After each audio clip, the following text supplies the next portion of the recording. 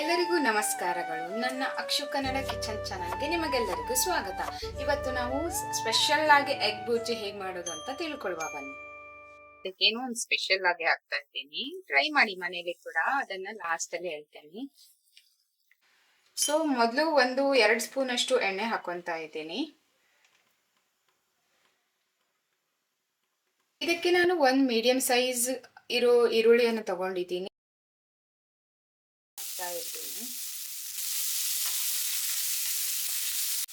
ಇದಕ್ಕೆ ನಾನು ಒಂದು 3 ಮೆಣಸಿನಕಾಯಿ ಕಟ್ ಮಾಡಿ ಇಟ್ಕೊಂಡಿದ್ದೀನಿ. ಇದನ್ನು ಹಾಕ್ತಾ ಇದ್ದೀನಿ. ಚೆನ್ನಾಗಿ ಫ್ರೈ ಮಾಡ್ಕೋಬೇಕು. 6 ಎಸಳಷ್ಟು ಬೆಳ್ಳುಳ್ಳಿಯನ್ನ ಜಜ್ಜಿಕೊಂಡು ಹಾಕ್ತಾ ಇದ್ದೀನಿ. ಇದು ಸ್ವಲ್ಪ ಫ್ರೈ ಆದ್ಮೇಲೆ ಇದಕ್ಕೆ ಟೊಮೆಟೊನು ಕೂಡ ಸೇರಿಸ್ಕೋಬೇಕು. ನೋಡಿ, ಫ್ರೈ ಆಗ್ತಾ ಇದೆ. ಸೊ ಇದಕ್ಕೆ ನಾನು ಟೊಮೆಟೊ ಕೂಡ ಆ್ಯಡ್ ಮಾಡ್ಕೊತಾ ಇದ್ದೀನಿ.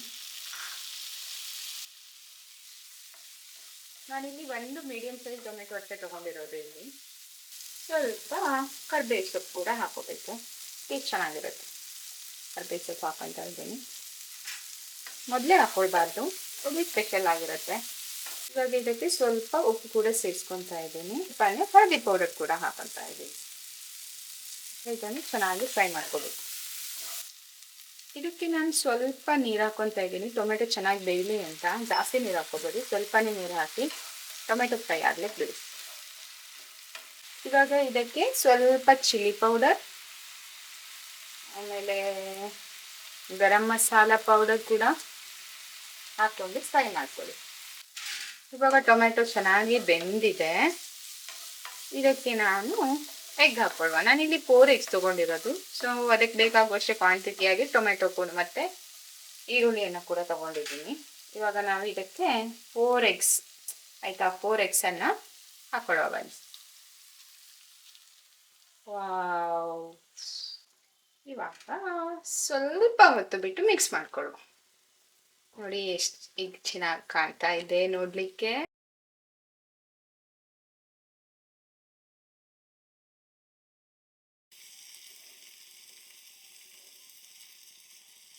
ಸ್ವಲ್ಪ ಹೊತ್ತು ಹೀಗೆ ಬಿಡಿ,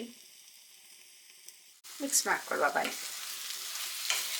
ಸೊ ಯಾವಾಗಲೂ ಎಗ್ ಬುರ್ಜಿಗೆ ಈರುಳ್ಳಿ, ಟೊಮೆಟೊ, ಹಸಿಮೆಣಸಿನ್ಕಾಯಿ ಅಷ್ಟೇ ಹಾಕೊಂಡು ಮಾಡ್ತಾರೆ.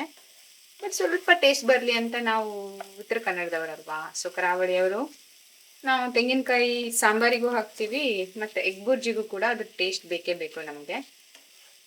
ಸೊ ಹಾಗೆ ಚೆನ್ನಾಗಿರುತ್ತೆ ಟೇಸ್ಟ್ ಕೂಡ. ನಾವು ತೆಂಗಿನಕಾಯಿ ಹಾಕಿದ್ರೆ ಯಾವ ಸಾಂಬಾರು ಕೂಡ ಮಾಡೋದೇ ಇಲ್ಲ. ದಾಲೆಲ್ಲ ಬೆಂಗಳೂರಲ್ಲೇ ಬಂದು ಕಲ್ತಿದ್ದು ಹೊರತು ಮನೇಲಿದ್ದಾಗ ಬರೀ ಮೀನು ಸಾರು, ಮೀನು ಫ್ರೈ ಅದನ್ನೇ ತಿಂತಾ ಇದ್ವಿ.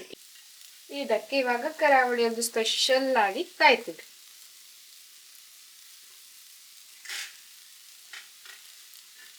ಇದಕ್ಕೆ ಇಲ್ಲಿ ಬೆಂಗಳೂರವರೆಲ್ಲ ಹಾಕೋದಿಲ್ಲ, ಬಟ್ ನಾವು ಹಾಕೊಂಡು ತಿಂತೀವಿ.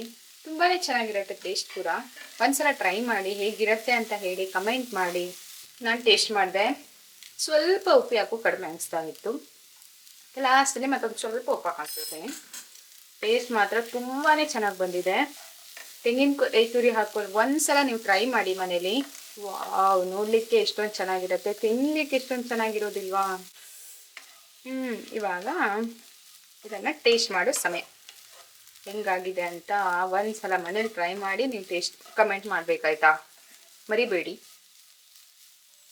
ನೋಡಿ ಹೆಂಗೆ ಬಂದಿದೆ ಅಂತ. ನೀರು ಕೂಡ ಹಾಕೋಬಹುದು, ಅದು ನಿಮ್ಮ ಇಷ್ಟ. ಡ್ರೈ ಆಗಬೇಕಾದ್ರೆ ಡ್ರೈ ಆಗಿ ಮಾಡ್ಕೋತೀನಿ, ಬಿಕಾಸ್ ನಾನು ದಾಲ್ಗೋಸ್ಕರ ಸ್ವಲ್ಪ ಡ್ರೈನೇ ಮಾಡ್ಕೊತಾ ಇದ್ದೀನಿ. ನೀವು ಚಪಾತಿ, ದೋಸೆ ಅದು ಇದು ಅಂತ ಅಂದರೆ ಸ್ವಲ್ಪ ನೀರು ಹಾಕ್ಕೊಂಡು ಮಾಡ್ಕೋತೀನಿ.